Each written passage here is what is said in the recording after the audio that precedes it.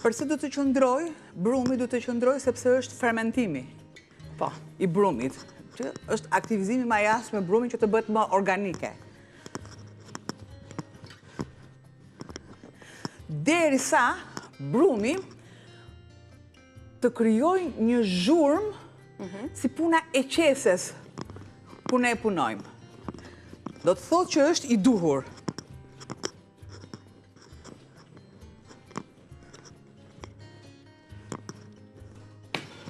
20 minuta, 30 minuta është shumë ideale për t'i lënë kohë brumit. Më pas është pjesa e dytë, pra ka fermentim 2 herë.